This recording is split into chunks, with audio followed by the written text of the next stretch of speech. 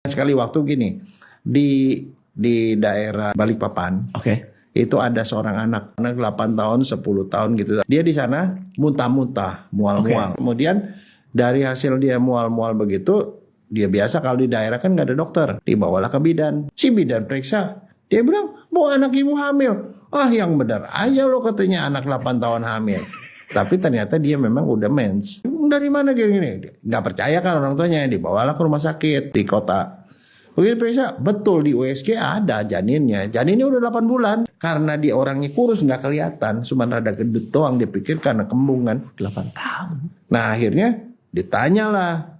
Akhirnya keluarlah cerita dari si anak bahwa bapaknya kerja, ibunya kerja, dia sih tinggal sendiri, sekolahnya siang. Nah pagi-pagi ada tetangga yang suka nyatronin anak umur 20 tahunan, disatronin, disetubuhi beberapa kali. Akhirnya hamil, terus dia bilang pokoknya lu nggak boleh ngaku ya, kalau lu ngaku gua bunuh lu, keluarga lu gua bunuh. Takut lah anak itu. Nah, dia bilang gitu, tapi masalahnya ditangkap orang itu, digebukin, diapain, nggak ngaku. Nah kebetulan si polisinya konsultasi sama seorang dokter forensik.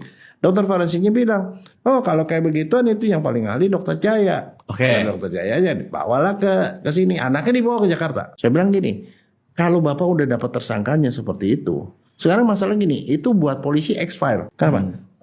Persetubuhannya tidak ada saksi. Tersangka tidak ngaku. Si kesaksian si korban itu nggak bisa diakui karena dia anak di bawah umur. Jadi saya bilang kalau satu-satunya cuma DNA. Janin yang ada di dalam perut ini saya bilang bisa dijadikan bukti karena kalau diperiksa janinnya dia mengandung DNA bapak. Kan separuh DNA-nya dia separuh dari bapak. Jadi saya bilang saya bisa ambil DNA dari si ibunya, DNA dari janin diambil, nanti tolong teman saya yang di sana ambilin DNA darah dari si tersangka. Nah saya pergi ke bagian kedokteran kandungan. Di situ ada bagian feto maternal. Bagian yang memang suka ngambil-ngambil sampel dari orang hamil. Saya minta dia itu. Jadi dengan bantuan USG, jadi anaknya itu dibaringin dan USG ditusuk lah itu, diambillah cairan ketubannya.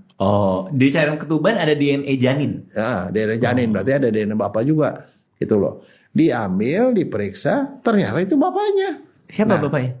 Si tersangka. Berarti dia melakukan persetubuhan terhadap anak di bawah umur. Dia bilang langsung dipanggil, lu macam-macam lu. Itu anak lu. Ngaku. Ini buktinya. Nah, DNA satu bukti, ini bukti. Kalau di dalam hukum 2 bukti sudah bisa cukup untuk menyeret dia ke pengadilan.